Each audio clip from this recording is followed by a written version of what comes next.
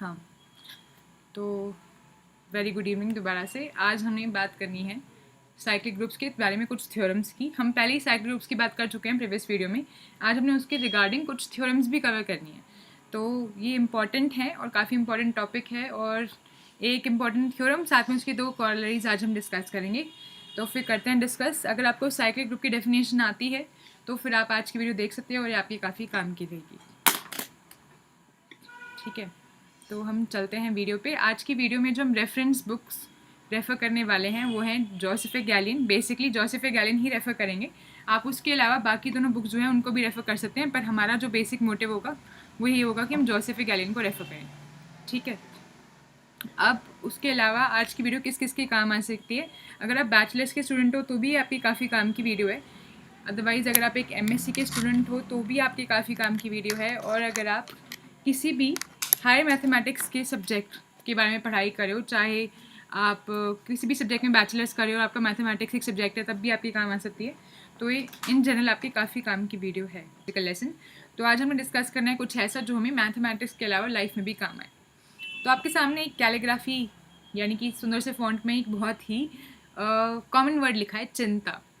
और ये इसके बारे में काफ़ी लोगों ने, काफ़ी कवियों ने, काफ़ी बुजुर्गों ने काफ़ी कुछ हमें समझाया जाता है, जिसको आप इंग्लिश में स्ट्रेस कहते हो, एंड जिसके चक्कर में आजकल डिप्रेशन और ऐसी चीज़ें कॉमन हो गई हैं। तो ये काफ़ी कॉमन चर्चित वर्ड है और आप सब इससे वाकिफ़ हैं। हम सब जानते हैं कि कैसे इसका हमारी लाइफ में रोल है और कितना अनवांटेड चीज़ ये है।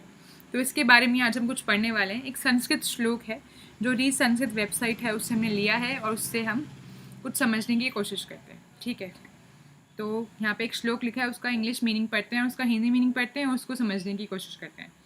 इन Sanskrit there is only one difference in the spelling of words stress and funeral pyre, just an extra dot. The pyre burns a dead body and stress burns the living. इसी को आप Punjabi version में भी सुन सकते हो। उसमें समझाया गया कि नानक चिंता मत करो, चिंता, this is something related to the one that we have just read. चिंता तिस ही है जल में जंत उपायन, तिना भी रोजी दे। सो दीज आर 2 थिंग्स यहाँ पे जो मैं आपको बताई, इन दोनों का मतलब समझते हैं। सबसे पहले जो यहाँ पे संस्कृत श्लोक लिखा है, इसके थ्रू यहाँ पे समझाया जा रहा है कि चिंता और चिता में सिर्फ एक डॉट का फर्क होता है। अगर हम संस्कृत में या फिर हिंदी में चिंता लिखें, दिस इज चिंता, दैट मीन्स स्ट्रेस, ऑन चिता। चिता चिता मीन्स जो डेड बॉडी होती है, ठीक है, तो जिसको हम जलाने के लिए लेके जाते हैं। तो बताने कि चिंता और चिता में सिर्फ एक डॉट का फर्क है। ठीक है, चिता जब हम डेड बॉडी को जलाने लेके जाते हैं तो उसको वहाँ पे रखते हैं, उसको जला देते हैं। तो चिता बेसिकली एक डेड बॉडी को जलाती है, पर चिंता एक जीवित इंसान को जला देती है। ये बहुत ही ब्यूटीफुल, क्या कहते हैं, सिमिली या फिर मेटाफर के हेल्प से हमें एक्सप्लेन किया जा रहा है कि पैरेलल्स ड्रॉ किए जा रहे हैं कि देखो जैसे कि चिता एक डेड इंसान को जलाती है, चिंता एक लाइफ इंसान के अंदर से लाइफ निकाल लेती है। तो डोंट फोकस ऑन दिस, मतलब कि आपको किसी भी चीज़ के बारे में ओवर थिंक नहीं करना है, स्ट्रेस पे यहाँ पे फोकस नहीं करना है, क्योंकि स्ट्रेस वैसा ही काम करेगा कि आपको जीते जी मरने वाली फीलिंग देगा, जिसकी हमें ज़रूरत नहीं है। ठीक है, और इसी को एक और तरीके से समझाया गया। अगर आप गॉड में बिलीव करते हो तो फिर आप इस तरीके से भी इसको समझ सकते हो, या फिर अगर आप अपने आप में बिलीव करते हो तो भी आप इस तरीके से समझ सकते हो कि चिंता करने की आपको ज़रूरत नहीं है। नानक कहते हैं, गुरु नानक देव जी ने फरमाया है कि चिंता मत करो, चिंता तिस ही है। You don't have to worry, god और द क्रिएटर और दिस नेचर और this world will care for you. You don't have to worry about that. अपने आप सब कुछ सॉर्ट आउट होता जाएगा, अपना काम सही करते रहो। फिर उन्होंने एग्जाम्पल दिए कि जो जीव जल में होते हैं, जल में जंत उपायन, जो जीव जल में होते हैं जैसे कि फिशेस, तिन्हा भी रोजी दे, उनका भी पेट भरने के लिए वो किसी न तरीके से खाने का इंतज़ाम कर देते हैं। यानी कि इस दुनिया में जितने भी स्पीशीज़ हैं, आपने सुना लगभग 84 लाख स्पीशीज़ हैं, 84 लाख जूनिया हैं, इस तरीके से बताया जाता है। इनकी इतनी सारी डिफरेंट स्पीशीज़ हैं और भगवान ने ऐसी साइकिल, ऐसा सिस्टम बनाया है, भगवान या फिर आप क्रिएटर लगा लो या अर्थ ने या नेचर ने कोई ऐसी साइकिल बनाई कि हर स्पीशीज़ के, हर पर्सन, हर ऑर्गेनिज्म का पेट भर जाता है, उसकी साइकिल चलती रहती है, उसको खाने को मिल जाता है और फिर अगले दिन वो देख पाता है, और इतनी अच्छी साइकिल चल रही है। So you don't have to worry about that कि अगर वो 84 लाख स्पीशीज़ के बारे में एक क्रिएशन खुद से मैनेज कर सकती है तो आपके बारे में भी कुछ अच्छा ही सोचा होगा। So you don't need to stress unnecessarily, और ये बहुत ही इंपॉर्टेंट चीज़ है। तो इस लेसन को याद रखें और अब हम चलते हैं अपनी थ्योरम पर। तो थ्योरम ऑन साइक्लिक ग्रुप्स, ये काफ़ी अच्छी थ्योरम है। हमने पिछले वीडियो में कुछ एग्जाम्पल्स पढ़े थे साइक्लिक ग्रुप के, अगर आपको याद हो तो उसके हेल्प से आपको ये थ्योरम बहुत अच्छे समझ में आएगी। सबसे पहले थ्योरम को रीड करते हैं, फिर एग्जाम्पल्स से थ्योरम को क्लियर करने की कोशिश करेंगे। तो ये क्राइटेरिया है थ्योरम, बेसिकली ये एक्सप्लेन करती है कि अगर हम किसी भी साइक्लिक ग्रुप में से, अब सबसे पहले देखते हैं साइक्लिक ग्रुप होता है क्या, रिकॉल करते हैं साइक्लिक ग्रुप क्या होता है। सबसे पहले अगर हम कोई भी ग्रुप उठा लें G, डॉट, तो उसे हम साइक्लिक तब कहते हैं जब वो कुछ ऐसा हो, यानी कि किसी एक एलिमेंट से अगर वो जनरेट हो जाए, इस टाइप का अगर वो हो, तो हम कह देते हैं कि ये ग्रुप कैसा है, साइक्लिक है। ठीक है, अब वो इन्फिनाइट साइक्लिक भी हो सकता है और फाइनाइट साइक्लिक भी हो सकता है, तो वो डिपेंड करता है, दोनों टाइप के साइक्लिक ग्रुप्स बन सकते हैं। तो इससे हम कहते हैं कि अगर वो एक ही एलिमेंट की पावर से या एक ही एलिमेंट के सब्सिक्वेंट मल्टीप्लिकेशन से या सब्सिक्वेंट एडिशन या सब्सिक्वेंट ऑपरेशन अप्लाई करने से हम पूरा ग्रुप बन जाए, तो हम कह देंगे ये कैसा ग्रुप है, साइक्लिक ग्रुप है। फिर हमने इसके काफ़ी सारे एग्जाम्पल्स देखे थे। अभी बोल रहा है कि अगर हमने साइक्लिक ग्रुप में से कोई दो एलिमेंट्स उठाए, सपोज हमने एक उठाया A⁻², मान लो A² उठाया, एक ग्रुप उठाया A⁵5, तो कितने चांसेस हैं कि ये दोनों इक्वल होंगे, कब होंगे इक्वली। तो उसी बात को यहाँ पे एक्सप्लेन करें कि अगर हमने कोई भी रैंडम पावर उठाई, मान लो A⁻I और A⁻J, तो कितने चांसेस हैं कि ये दोनों इक्वल होंगे। इसी बात को थ्योरम एक्सप्लेन करने की कोशिश करिए कि let G be a group and let A belong to G। If A has an infinite order, अगर A जो है एलिमेंट है वो इन्फिनाइट ऑर्डर का है, then AI is equal to AJ if and only if I is equal to J। ये जाहिर है साइक्लिक ग्रुप की बात करें तो यहाँ पे ये बात आप इंक्लूड कर लो कि अगर हमारे पास साइक्लिक ग्रुप है, उसमें से हमने दो एलिमेंट्स यहाँ पे उठाए हैं जो कि अगर इन्फिनाइट ऑर्डर का ग्रुप है, तो उसमें ये जो एलिमेंट है अगर ये इन्फिनाइट ऑर्डर का है, तो पक्की बात है कि AI is equal to AJ सिर्फ तब होगा जब I और J की वैल्यू बराबर हो। ठीक है, इस बात को आप नोट करो, एग्जाम्पल से वेरीफाई करेंगे। तो अगर if A is of infinite order, तो पक्की बात है कि AI is equal to AJ implies कि पक्की बात है ये तभी पॉसिबल है जब I और J दोनों पावर्स बराबर हो। एंड अगर ये फाइनाइट ऑर्डर का ग्रुप है, अगर फाइनाइट ऑर्डर का ग्रुप है, तो AI is equal to AJ कब होएगा, जब I माइनस J जो होगा वो मल्टीपल बन जाए N का, यानी कि N divides I minus J, that is same as saying कि I माइनस J क्या बन जाए, मल्टीपल बन जाए N का। और इसको ऐसे लिख लो that I minus J is some multiple, यानी कि K टाइम्स N, यानी कि कोई मल्टीपल बन जाए N का। ठीक है, तो ये दो बातें जो थोड़ा हम एक्सप्लेन करिए, इसको हम एग्जाम्पल से समझने की कोशिश करते हैं। तो सबसे पहले हमें ये दो बातें समझनी है, तो हमें दो एग्जाम्पल चाहिए होंगे, एक तो इन्फिनाइट साइक्लिक ग्रुप के और एक फाइनाइट साइक्लिक ग्रुप के। ठीक है, तो पहले इन्फिनाइट साइक्लिक ग्रुप की बात करते हैं, जो फर्स्ट एग्जाम्पल है जो हमने पिछली वीडियो में पढ़ा था। क्या पढ़ा था हमने, इंटीजर्स के बारे में पढ़ा था। हमें मालूम है integers with respect to addition क्या फॉर्म करते हैं, एक साइक्लिक ग्रुप फॉर्म करते हैं, और हमें मालूम है इंटीजर्स इन्फिनाइट होते हैं, तो एक इन्फिनाइट साइक्लिक ग्रुप बन गया। ठीक है, अब जो इन्फिनाइट साइक्लिक ग्रुप है उसमें हमने इसके जनरेटर्स भी देखे थे।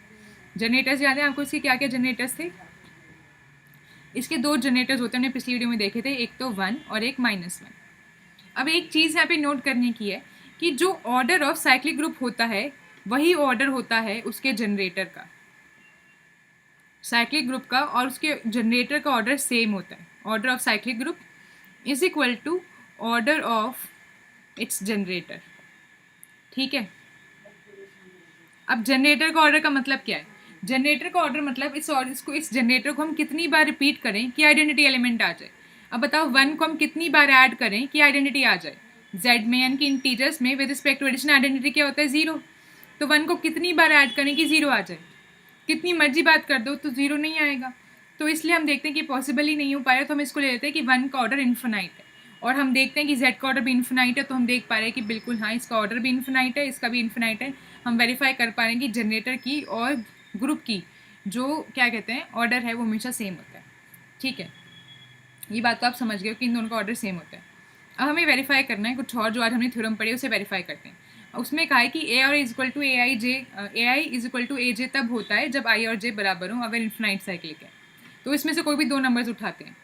ठीक है, यहाँ पे हमने सपोज उठाया 5 और एक हमने उठाया 100, तो बेसिकली 5 क्या है, that is 1 raise to the power 5। अब बोलो कि 1 रेज़ टू द पावर 5 मतलब 1 रेज़ टू द पावर 5 मतलब ऑपरेशन लगाना इस पर हमने 5 टाइम्स, और यहाँ पे हमारा ऑपरेशन क्या है, हमारा यहाँ पे ऑपरेशन एडिशन है, तो यानी ऑपरेशन हमें लगाना है 5 times, that is basically 1 raise to the power 5। ठीक है, तो 1 raise to the power 5 is same as 5 multiplied by 1, it is same as operation को 5 बार लगाओ 1 के ऊपर, तो दिस इज बेसिकली 5। तो 1 रेज़ टू द पावर 5 अगर हम करें तो 5 × 1 यानी कि 5 आ जाता है हमारे पास। ठीक है, और 1/100 करें तो हमारे पास आ जाएगा 100, बिल्कुल इसी तरीके से, बिकॉज 1/100 इज एडिंग 100 टाइम्स। ठीक है, तो आप इसे मल्टीप्लिकेशन में समझना, हम ग्रुप के ऑपरेशन को ही अप्लाई करें, एडिशन ही करें यहाँ पे। 1/100 is basically 100 into 1, that is adding 100 times. ठीक है, तो ये that is same as 100 into 1, तो ये बन गया 100। अब आपको पूछती हूँ मैं कि ये 1/5 और 1/100 कब इक्वल होंगे? क्या ये इक्वल हैं? हमें मालूम है इक्वल नहीं है। क्यों नहीं है? क्योंकि 5 और 100 बराबर नहीं होते। तो ये कब इक्वल होंगे? हमें मालूम है तभी इक्वल हो सकते हैं जब यहाँ पे भी 5 लिखा हो और यहाँ भी 5 लिखा हो। तो ये वेरीफाई हो गया कि इन्फिनाइट साइक्लिक ग्रुप में सिर्फ I5 is equal to I5 होता है, या फिर हम ये कह लेते हैं कि अगर I1 is equal 1/i is equal to 1/j, तो ये तभी पॉसिबल है जब I और j दोनों बराबर हो। ठीक है, तो ये बात समझ में आएगी एग्जाम्पल की हेल्प से? अच्छे से समझ में आ गई है? ये होता है इन्फिनाइट साइक्लिक ग्रुप के केस में। अगर अपने पास जो ग्रुप है वो हो फाइनाइट साइक्लिक, सपोज हमने ले लिया Zn with respect to addition modulo n for any n belonging to natural number is a finite cyclic group. ये हमने कल देखा था साइक्लिक ग्रुप वाली वीडियोस में। ठीक है, तो ये होता है अपना फाइनाइट साइक्लिक ग्रुप। अब अगर हम कोई फाइनाइट साइक्लिक ग्रुप उठा लें तो उसके केस में कैसा बिहेवियर शो करती है थ्योरम, इसे वेरीफाई करते हैं। हमने देखा अगर फाइनाइट साइक्लिक ग्रुप हो तो AI is equal to AJ तब होता है जब n डिवाइड्स करे I माइनस जे। इस बात को वेरीफाई करते हैं। ठीक है, तो सपोज हमने कोई पर्टिकुलर एग्जांपल ले लेते हैं। सपोज हमने n की वैल्यू ले लेते हैं 4, तो ये अपने पास आ गया Z4। तो Z4 with respect to addition modulo 4 group form करता है, और वो भी साइक्लिक ग्रुप फॉर्म करता है और फाइनाइट साइक्लिक ग्रुप फॉर्म करता है। तो ये हमें मालूम है। अब इसमें हम थ्योरम को वेरीफाई करने की कोशिश करते हैं। ठीक है, तो इसको समझने के लिए ज़रा अच्छे से एक्सपैंड करते हैं। Z4 क्या हो जाएगा? Basically Z4 can be written as 0, 1, 2, 3 and बस 4 एलिमेंट्स आ गए अपने। तो ये अपने यहाँ Z4 बन गया। अब हम इसमें से कोई भी 2 एलिमेंट्स उठाते हैं। हमें मालूम है कि Z4 पूरा का पूरा किससे जनरेट हो जाता है? 1 से। और हम ये भी देख सकते हैं कि ये 3 से ही पूरा का पूरा जनरेट हो जाएगा। ये काम हमने कल कर लिया था, ये हमने सीख लिया था कि इसके जनरेटर्स कैसे निकालने हैं। तो पूरा का पूरा 1 से जनरेट हो जाएगा और 3 से भी हो जाएगा। जनरेट होने का क्या मतलब है कि 1 पे हम बार बार अगर एडिशन मॉडुलो 4 लगाते जाएं तो पूरा ग्रुप आ जाएगा, ऐसे ही 3 पे भी हम लगाते जाएं तो आ जाएगा। तो कोई भी एक जनरेटर उठाते हैं, हमने सपोज उठा लिया जनरेटर 1। ठीक है, अब 1 की कोई पावर ले लेते हैं। मान लो 1 की पावर ले ली I और 1 की पावर ले ली J। हमें दिखाना है कि ये कब इक्वल होंगे। ठीक है, तो सपोज हम ले लेते हैं 1/2 और एक बाई हम ले लेते हैं 1/3। देखते हैं इक्वल आते हैं नहीं। ठीक है, लेके देखें 1/2 का यहाँ पे क्या मतलब है? 1 पे एडिशन मॉडुलो 4 लगाओ। ठीक है, इस तरीके से 1 को 2 बार लिखो, उसके बीच में ऑपरेशन लगा दो। ये हो जाएगा 2 mod 4। 2 mod 4 मतलब कि 2 को 4 से डिवाइड करो, रिमाइंडर बताओ क्या आएगा? वो आ जाएगा 2। तो 1 को हमने 2 बार लगाया तो बेसिकली ये आ गया। ठीक है, अब 1/3 का मतलब देखते हैं। दैट इज सेम एज 1 पे एडिशन मॉडुलो 4 लगा दो इस तरीके से। ठीक है, 3 बार 1 लिखो, उसके बीच में ऑपरेशन लगा दो। That is same as 3 mod 4, यानी कि 3 को 4 से डिवाइड करो, रिमाइंडर बताओ क्या आएगा? रिमाइंडर आ जाएगा 3। तो क्या ये दोनों इक्वल हैं? नहीं इक्वल, क्योंकि 2 और 3 आपस में इक्वल नहीं है। Therefore 1/2 is not equal to 1/3। और हमने देखा ये इक्वल क्यों नहीं है? क्योंकि 2 माइनस ये पावर्स है ना, इनका डिफरेंस निकालो। इसका डिफरेंस आ जाएगा 2 - 3 इज इक्वल टू 1। और हमें मालूम है कि n यहाँ पे अपना क्या है? n is equal to 4। हमें मालूम है कि 4 जो है वो 1 को डिवाइड नहीं करता। 4 के मल्टीपल्स क्या होते हैं? 4, 8, 12, 16। तो उसमें कहीं 1 तो आ नहीं रहा। तो 4 1 को डिवाइड नहीं करता, हमें मालूम है। 4 डिवाइड करता है 4 को, 4 डिवाइड करता है 8 को, 4 अपने मल्टीपल्स को डिवाइड करता है, पर 4 1 को तो डिवाइड नहीं करता। तो इसी चक्कर में यहाँ पे दोनों बराबर नहीं आ रहे। ठीक है, तो हमने क्या देखा? अब कोई और पावर लेके देते हैं। सपोज हम लिखते हैं 1/4 और लेते हैं यहाँ पे 1/8। देखते हैं ये बराबर आते हैं नहीं आते। 1/4 और 1/8 हमने क्यों ले? क्योंकि हमने देखा यहाँ पे जो पावर्स है हमारी, इसको मान लेते हैं I है, ये हमारी पावर, और इसको मान लेते हैं J है। तो हमने यहाँ पे क्या देखा कि अगर हम I - J करें, दैट इज़ 4 - 8, वो आ जाता है 4। और 4 को डिवाइड करता है। हमने इसलिए अब थ्योरम को वेरीफाई करने के लिए कोई ऐसा नंबर लिया। ठीक है, अब 1/4 का मतलब क्या है? 1/4 मतलब 4 टाइम्स 1 को ऑपरेट कर दो under the operation addition modulo 4। ठीक है, hi Anjali, back bencher and Hasan, आपको समझ में आ रही है ना बात थ्योरम? ठीक है, इसका मतलब क्या है? 4 mod 4। Which is equivalent to 0। तो हमने देखा 1⁴ करने से 0 आ गया। चलो 1⁴ की वैल्यू निकालते हैं। That is same as 1 addition modulo 4, 1 addition modulo 4 कितनी बार करने से 8 टाइम्स करने, 8 टाइम्स करने से क्या आ जाएगा 8 mod 4। दैट इज दोबारा से 8 को 4 से डिवाइड करो, रिमाइंडर आ जाएगा 0। तो इन दोनों की वैल्यू बराबर आ गई। और हमने देखा है बराबर कब आई, 1⁴ इज बराबर 1⁴8 जब ये जो पावर्स हैं जब इसका हम डिफरेंस करें तो n का यानी कि 4 का मल्टीपल बन जाए। तो यहाँ से हमने ये थ्योरम को वेरीफाई कर लिया। जो ये थ्योरम लिखी थी बिल्कुल सही कह रही है कि अगर हमारे पास कोई साइक्लिक ग्रुप है तो उसमें जो जनरेटर हैं उसकी पावर्स जो हैं वो इक्वल कब होती हैं। अगर इन्फिनाइट साइक्लिक है तो उसकी पावर्स तभी इक्वल होंगी जब वो एक्चुअल में i और j बराबर हो जाए। और अगर फाइनाइट साइक्लिक ग्रुप है तो पावर्स तब इक्वल होंगी जब क्या हो n डिवाइड कर जाए i माइनस j को। n क्या है यहाँ पे order of the group. zn में ऑर्डर ऑफ ग्रुप क्या होता है, जो कि zn की वैल्यू होती है। यहाँ पे ऑर्डर क्या है, ऑर्डर कितने हैं इसमें 4 एलिमेंट्स हैं तो order of the group is 4। तो order of generator is also 4। ठीक है, तो अगर हम सपोज ले लें Z5 तो Z5 कैसा होता है 0 1 2 3 4। अब इसमें ऑर्डर ऑफ Z5 क्या है, इसको हम लिख सकते हैं O ऑफ Z5 या फिर ऐसे भी लिख सकते हैं ऑर्डर ऑफ Z5। तो ऑर्डर ऑफ Z5 क्या है, इसमें कितने एलिमेंट्स हैं, number of elements is order of the group. ये हमने ऑलरेडी अलग से वीडियोस में पढ़ा हुआ है। और ऑर्डर ऑफ, अब इसके जनरेटर्स देखते हैं क्या क्या है। पूरा का पूरा 1 इसको जनरेट कर देगा, 2 भी इसको जनरेट कर देगा, 3 भी इसको जनरेट कर देगा और 4 भी इसको जनरेट कर देगा। यानी कि Z5 के बेसिकली 4 जनरेटर्स है। हमने कल की वीडियो में बात की थी। Z5 has 4 generators 1 2 3 and 4, 1 2 3 and 4। अब इन सब जनरेटर्स का ऑर्डर भी उतना ही होगा जितना कि ग्रुप का ऑर्डर है। Order of 1 is equal to order of 2 is equal to order of 3 is equal to order of 4 is equal to कितना 5। इसको भी हम ऐसे लिख सकते हैं order of 1 is equal to order of 2। इसको मॉड से कंफ्यूज मत करना, इसका मतलब है ऑर्डर। और ये कितना है 5 है। अब इसमें हम थ्योरम वेरीफाई कर सकते हैं। आप देखोगे इसमें हम थ्योरम क्या वेरीफाई कर सकते हैं कि अगर हम इसकी कोई भी पावर उठाएं, सपोज एक जनरेटर उठा लें 2, तो हम कहेंगे कि 2 की पावर i और 2 की पावर j कब इक्वल होंगे, तब इक्वल होंगे जब i माइनस j को n डिवाइड करे। n क्या है यहाँ पे order of the group, order of the group क्या है 5। यानी कि पावर्स तब इक्वल होंगी, जनरेटर की कोई भी पावर तब इक्वल होगी जब ऑर्डर ऑफ द ग्रुप इनकी पावर के डिफरेंस को डिवाइड करे। ठीक है जी। सेम बात हम ये कह सकते हैं, कोई और जनरेटर उठा लो, 3 भी जनरेटर है तो 3 रेस्ट पर i और 3 रेस्ट पर j तभी इक्वल होंगे जब 5 जो कि ऑर्डर ऑफ ग्रुप है या फिर ऑर्डर ऑफ दिस एलिमेंट है वो डिवाइड करे i माइनस j। समझ में आ गई, थ्योरम का इम्प्लीकेशन एकदम अच्छे समझ में आ गया। ठीक है, इसी थ्योरम के हेल्प से हम 2 इम्पॉर्टेंट और कोरोलरीज यूज़ कर सकते हैं, जिसको हम एज अ थ्योरम भी यूज़ कर सकते हैं और इसको याद रख सकते हैं। ये क्या कह रही है, ये कह रही है कि किसी भी एलिमेंट का ऑर्डर और उसके ग्रुप का ऑर्डर बराबर होता है। वही जो आपको मैं इतनी देर से समझाने की कोशिश कर रही हूँ कि order of element is equal to order of the group और subgroup generated by the element. ये क्या बोल रहा है, ये इसका मतलब क्या होता है, इसका मतलब होता है कि ए से जितने भी एलिमेंट्स जनरेट हो रहे हैं for n belonging to natural numbers या उसका कुछ सबसेट, तो बोल रहे हैं जितना ऑर्डर एलिमेंट का है ए का है उतना ही उस ग्रुप का ऑर्डर होएगा जो कि ए से जनरेट हो रहा है। ठीक है, एक तो ये, और दूसरी बात ये कि अगर ये ऑर्डर की डेफिनेशन आपको याद है, ग्रुप में हमने ऑर्डर की डेफिनेशन की बात की थी, उसको याद करो। उसके बाद हम इस कॉर्लरी 2 को पढ़ेंगे। Order of an element in a group, अभी साइक्लिक ग्रुप को भूल जाओ, बस एक नॉर्मल ग्रुप में एलिमेंट की ऑर्डर की बात करो। इन अ ग्रुप क्या मतलब होता है ऑर्डर ऑफ एन एलिमेंट का, ऑर्डर का मतलब होता है कि ए, सपोज हमने ए उठा लिया जी में से और जी कोई ग्रुप है, G dot is a group, G dot is a group, उसमें से हमने एक ए एलिमेंट उठा लिए। ठीक है, हमें इसका ऑर्डर ढूंढना है।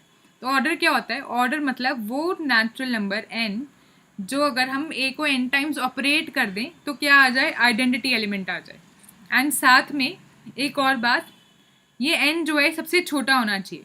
तो smallest n such that a raised पर एन इज आइडेंटिटी। दो चीज़ें यहाँ पे, एक तो एन सबसे छोटा होना चाहिए और दूसरी बात ए रेस्ट पर एन, अगर ए को एन टाइम्स ऑपरेट कर दें तो आइडेंटिटी आ जानी चाहिए।